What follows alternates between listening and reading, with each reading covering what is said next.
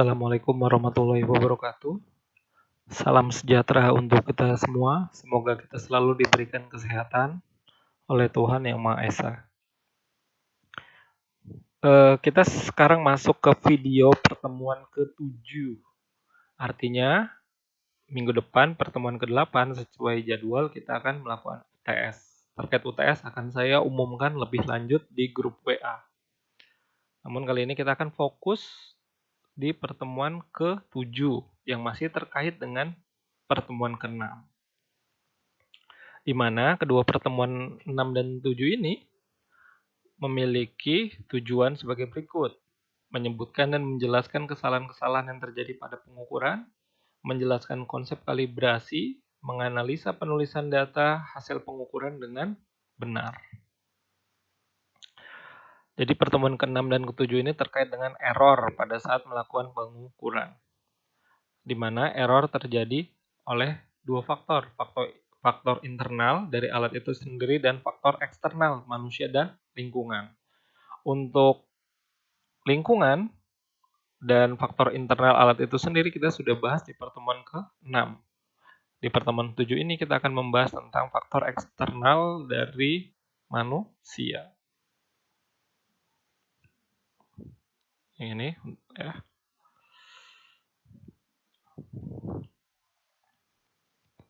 Oke, kita masuk ke error atau kesalahan pengukuran akibat dari faktor eksternal manusia. Kesalahan pengukuran oleh manusia dapat disebabkan oleh beberapa hal. Ada 5 yang saya paparkan di sini. Yang pertama adalah kesalahan pemakaian alat ukur. Yang kedua, salah membaca skala. Yang ketiga, kekeliruan dalam menyalin data. Yang keempat, salah menentukan tingkat ketelitian alat atau ketelitian angka maksud saya. Yang kelima adalah kesalahan melakukan pembulatan angka. Kalau nomor 1 dan 2 itu sudah jelas kesalahan pemakaian alat ukur. Kalian harusnya mengukur dengan cara A, kalian menggunakan dengan cara B. Terjadi selisih angka. Misalnya kalian mau mengukur nilai hambatan, tapi posisinya bukan menilai hambatan listrik, tapi ketegangan listrik. Itu sudah jelas kalian tidak bisa salah dalam pemakaian alat ukur. Yang kedua, salah membaca skala. Nah, misalnya di dalam sebuah alat ukur, contohnya alat ukur listrik, itu ada jarum penunjukan yang terdiri dari beberapa skala atas dan bawah. Nah, bila tidak tahu mana yang mana dibaca, maka akan terjadi kesalahan membaca skala. Atau yang paling mudahnya, ketika kalian memegang mistar, yang paling mudah adalah mistar, kalian melihat itu harusnya penunjukannya adalah 6,2, kalian salah melihatnya yaitu 6,1. Itu contoh dari salah membaca skala. Harusnya terbaca 6,2, kalian salah membacanya jadi 6,1. Itu sudah jelas selisih banget angkanya 0,1. Kemudian posisi 3, 4, dan 5 ini yang akan kita bahas lebih lanjut mengenai pengaruh dari salah melakukan penulisan data atau menyajikan data. Kekeliruan dalam menyalin data, salah menentukan tingkat ketelitian angka, dan kesalahan melakukan pembulatan angka. Nah, ini tadi error dalam penyajian data. Nah, dalam penyajian data ada istilah yang namanya angka penting. Angka penting menunjukkan ketepatan pengukuran yang diperoleh dengan menyatakan banyaknya angka-angka yang berarti atau angka signifikan.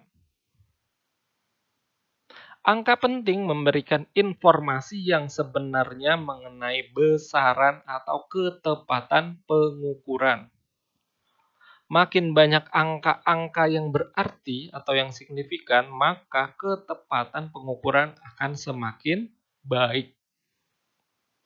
Artinya, semakin alat memiliki kemampuan dalam menunjukkan detail angka yang semakin banyak, maka semakin teliti alat ukur tersebut. Contohnya, ketika kalian memegang jangka sorong dengan mistar biasa, maka angka ketelitian yang dapat diperoleh dari sebuah jangka sorong akan memiliki detail angka lebih banyak.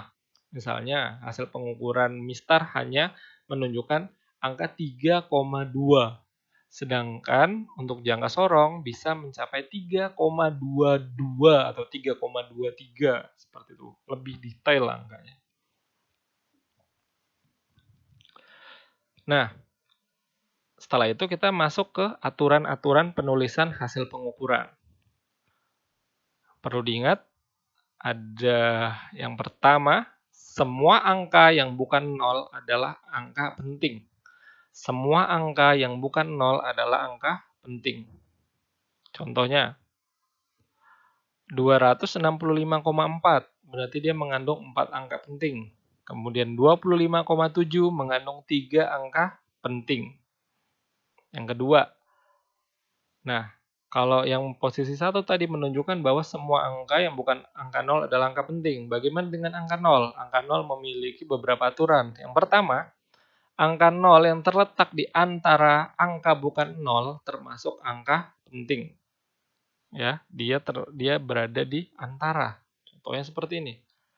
25,04 meter. Berarti dia mengandung 4 angka penting. Angka 0-nya terletak di antara bukan angka 0. Kemudian 10,3 mengandung 3 angka penting. Berarti 10,3 ini. 0-nya berada di antara 1 dan 3. Kemudian angka 0 yang terletak di sebelah kiri angka bukan 0, baik di sebelah kanan maupun di sebelah kiri koma desimal, tidak termasuk angka penting. Contohnya seperti ini. 0,47. Berarti di sini hanya mengandung 2 angka penting saja. 0,025 mengandung 2 angka penting saja. Sini. Nah, apa kegunaannya itu?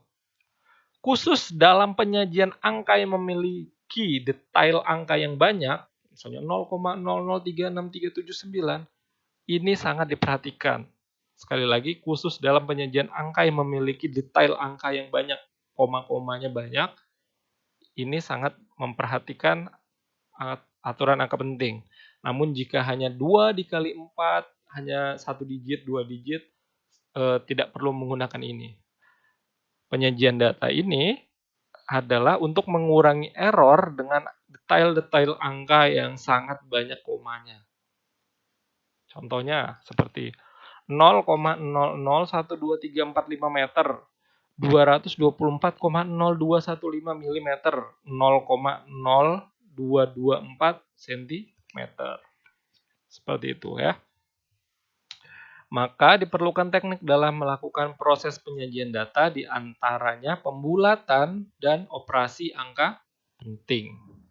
Nah, ini akan kita masuk bagaimana penyajian data sebuah pengukuran dengan detail angka yang banyak. Oke, sebelumnya perlu diketahui istilah dari yang disebut dengan angka ragu-ragu atau angka taksiran. Tadi ada angka penting, sekarang ada angka ragu-ragu atau angka taksiran. Angka ragu-ragu atau angka taksiran adalah satu angka terakhir yang diperoleh dari hasil pengukuran. Satu angka terakhir yang diperoleh dari hasil pengukuran. Itu adalah angka ragu-ragu. Mengapa disebut angka ragu-ragu atau taksiran? Hal ini dikarenakan dianggap bahwa alat ukur memiliki keterbatasan dalam mengukur angka pasti yang terakhir.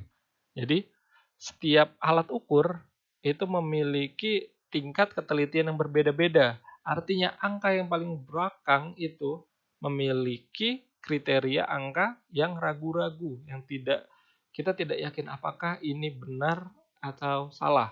Maka itu yang disebut dengan angka ragu-ragu atau angka taksiran. Nah, contoh tadi berarti 0,00123455, angka 5 paling belakang adalah angka ragu-ragu. 224,0213, angka 3 paling belakang adalah angka ragu-ragu. Dan 0,0224, angka paling belakang, angka 4 adalah disebut dengan angka ragu-ragu. Semoga kalian paham. Kalau masih bingung bisa ditanyakan di grup WA. Ya. Maka dari itu, bila data tersebut dilakukan proses operasi matematika, entah itu penjumlahan, pengurangan, perkalian, dan pembagian, maka penyajian data dalam bentuk pembulatannya perlu mempertimbangkan aturan operasi matematika angka penting. Kita masuk ke penjumlahan dan pengurangan. Penjumlahan dan pengurangan. Operasi pengurangan dan penjumlahan angka penting mengikuti aturan sebagai berikut. Penulisan hasil operasi penjumlahan dan pengurangan hanya boleh memiliki satu angka ragu-ragu. Hanya ada satu angka ragu-ragu, angka paling belakang. Oke, kita langsung lihat. Ada contoh seperti ini. 0,00128842 cm ditambah dengan 224,0217 cm, hasilnya adalah 224,02248847 cm. Posisi angka 2 di sini adalah angka ragu-ragu. Ini posisinya 1, 2, 3, 4, 5, 6, 7. Angka ya, urutan ke-7 di belakang koma. Kemudian ini 1, 2, 3, 4. 4 di belakang koma. Jadi posisi 1, 2, 3, 4, 5, 6, 7. Jadi posisi 4 dan 7 ini sama-sama adalah angka ragu-ragu, hasil dari angka ragu. Ini posisi ke-7 dan posisi ke-4. Maka keduanya adalah angka ragu-ragu.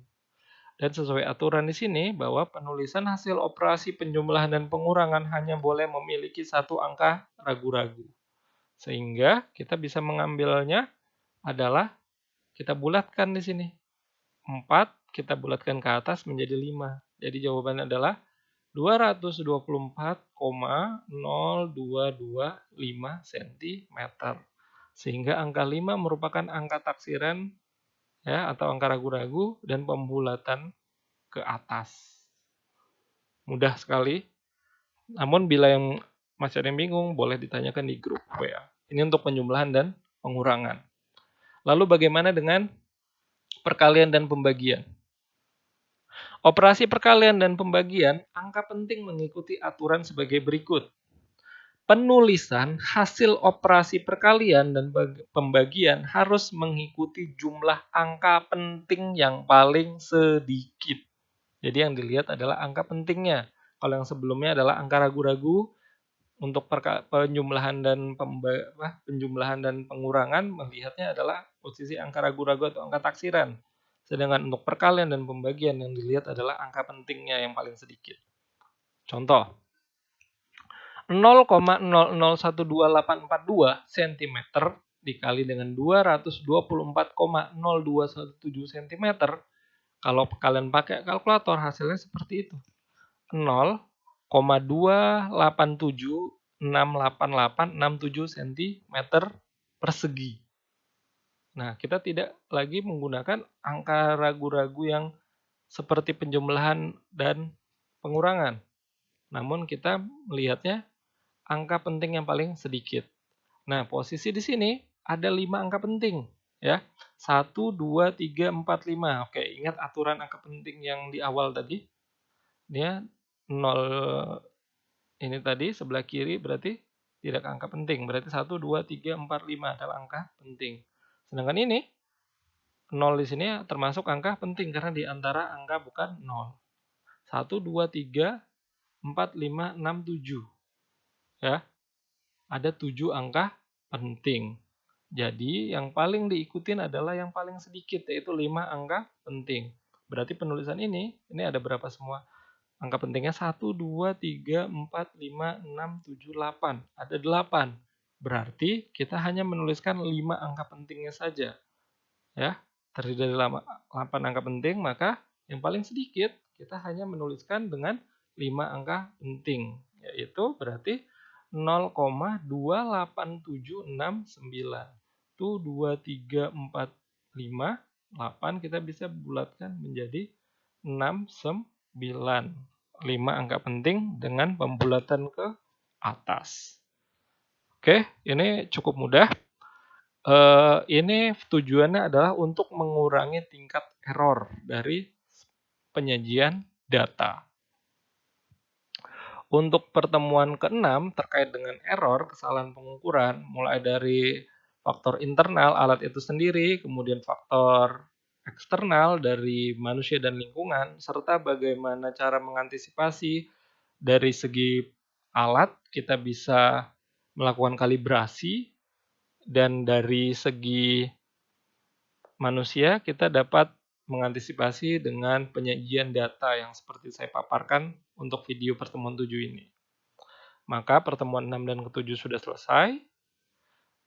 Sesuai jadwal, akan ada ujian tengah semester untuk minggu selanjutnya, pekan selanjutnya. Yang teknisnya akan saya infokan lebih lanjut di grup WA. Oke, cukup sampai sini. Jika ada yang mau ditanyakan, bisa lewat grup WA masing-masing kelas. Sebelum saya akhiri, saya ingatkan kembali, selalu jaga kesehatan, selalu beribadah, dan jangan lupa belajar. Oke? Kita akhiri. Assalamualaikum warahmatullahi wabarakatuh, dan salam sejahtera.